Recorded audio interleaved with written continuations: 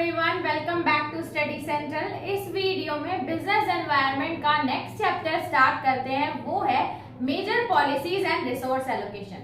बहुत ही important chapter है और इसके साथ साथ इजी भी है।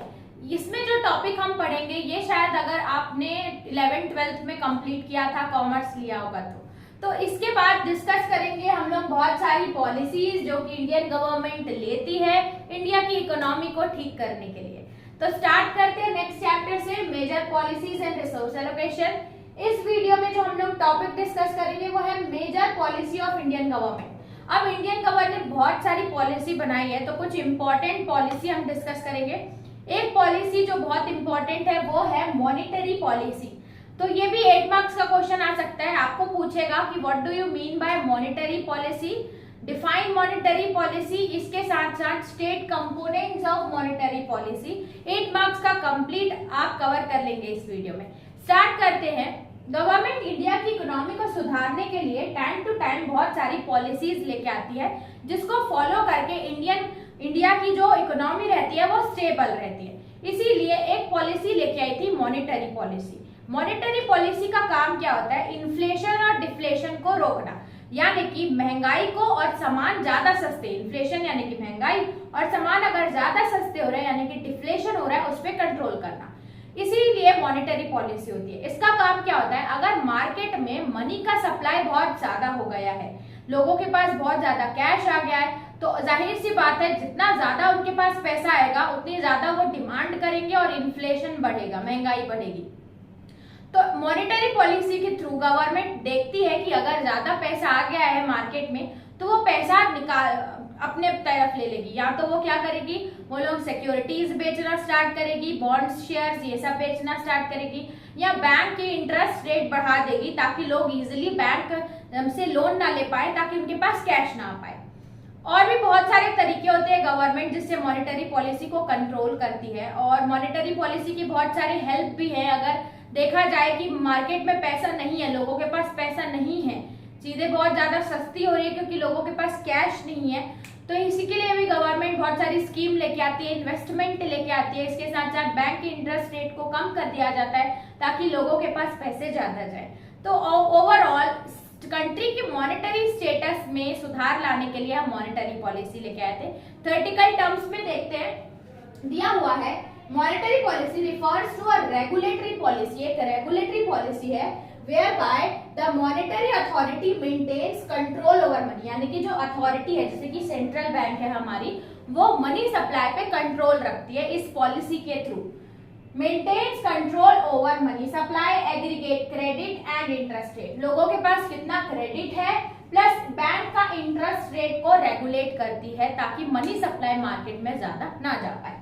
इसके साथ साथ देखा जाए तो monetary policy deals with credit control measures adopted. Central bank जो भी लोन देने के लिए बहुत सारे मेजर्स लेती है, जैसे कि उनका चेक किया जाएगा कि उनका बोल सकते हैं कि प्रॉपर उन्होंने डॉक्यूमेंटेशन किए हैं नहीं, या इसके साथ साथ चेक किया जाएगा कि वो वन से फील्ड से हैं, प्लस वो लोग मॉर्गेज कितना दे रहे हैं। तो बहुत सारे रूल्स एंड रेगुलेशन होते हैं जिससे ये फाइनल किया जाता है कि किसको लोन देंगे, यानी कि क्रेडिट, किसी को क्रेडिट देना, क्रेडिट कंट्रोल के भी कौन चेक करती है? मॉनेटरी पॉलिसी, लेकिन जो सेंट्रल बैंक इशू करती है। सेंट्रल बैंक सारी बैंक को कंट्रोल करती है, तो सेंट्रल बैंक रूल चलाएगी, यानी कि सारी बैंक को वो मानना पड़ेगा।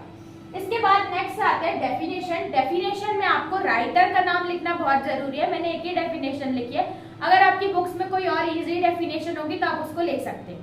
स्टार्ट करते हैं। Monetary policy as policy employing central banks control. इसमें सेंट्रल बैंक जो मनी सप्लाई से लेके कंट्रोल करती है वो फॉलो करती है। Of the supply of money, की मार्केट में कितना मनी का सप्लाई होगा, as an instrument for achieving objective of general, यानी कि जनरल इकोनॉमिक पॉलिसी मेंटेन करने के लिए हम मॉनेटरी पॉलिसी एक इंस्ट्रूमेंट है जो कि चेक करेगा कि इकोनॉमी में मनी का सप्लाई कितना है। ये डेफिनेशन दी है बाय H.G. जॉनसन। ठीक है, अब ये तो था हमारा एक्सप्लेनेशन यानी कि मीनिंग का पार्ट और डेफिनेशन का पार्ट क्लियर है। उसके बाद नेक्स्ट आपसे पूछ सकता है कंपोनेंट्स ऑफ मॉनेटरी पॉलिसी, यानी कि मॉनेटरी पॉलिसी में होता क्या क्या है। तो पहला ये है कि change in quantity of money, money की क्वांटिटी जो मार्केट में है वो चेंज हो जाएगी। अगर मॉनेटरी पॉलिसी में ये लिखा है कि बैंक के इंटरेस्ट रेट बढ़ा दो, यानी कि अब बैंक ज्यादा लोन नहीं दे पाएगी लोगों को, तो लोगों के पास यानी कि मार्केट में जो क्वांटिटी ऑफ मनी है वो कम होते जाएगा, ठीक है। फिर आ रहा है हमारा change in quantity of credit. Quantity of credit भी, अब भाई जब बैंक रेट इंक्रीज या डिक्रीज होगा तो लोगों को क्रेडिट अवेल करने की पावर भी इंक्रीज या डिक्रीज होगी, यानी कि कितना क्रेडिट लोगों के पास जा रहा है, क्वांटिटी ऑफ क्रेडिट भी चेंज होगा। इसके साथ change in interest rate, central bank time to time check करती है कि लोगों के पास या मार्केट में कितना पैसा है, उस हिसाब से वो इंटरेस्ट रेट को चेंज करती है। तो अगर मनी सप्लाई को रोकना है तो इंटरेस्ट रेट बढ़ा देती है और मनी सप्लाई बढ़ाना है तो इंटरेस्ट रेट कम कर देती है। तो बैंक के इंटरेस्ट रेट में भी चेंज आएगा इससे। फिर आता है फॉरेन एक्सचेंज रिजर्व, जो फॉरेन का पैसा आ रहा है वो हमारे पास रिजर्व बना रहेगा।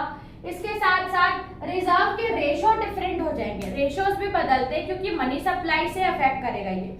फिर आता है वेलोसिटी ऑफ मनी, यानी कि मनी की स्पीड क्या है, मतलब मनी मार्केट में कितनी तेजी से जा रहा है, कितनी तेजी से बाहर आ रहा है, ये वेलोसिटी भी हमारी मॉनेटरी पॉलिसी ही चेक करती है, ठीक है। तो ये था हमारा topic meaning of monetary policy, definition of monetary policy and components of monetary policy. I hope आपको समझ में आया होगा। तो इस वीडियो में इतना ही रखते हैं, चलते हैं नेक्स्ट वीडियो में, देखते हैं इस चैप्टर का नेक्स्ट टॉपिक। तब तक के लिए थैंक्स फॉर वॉचिंग।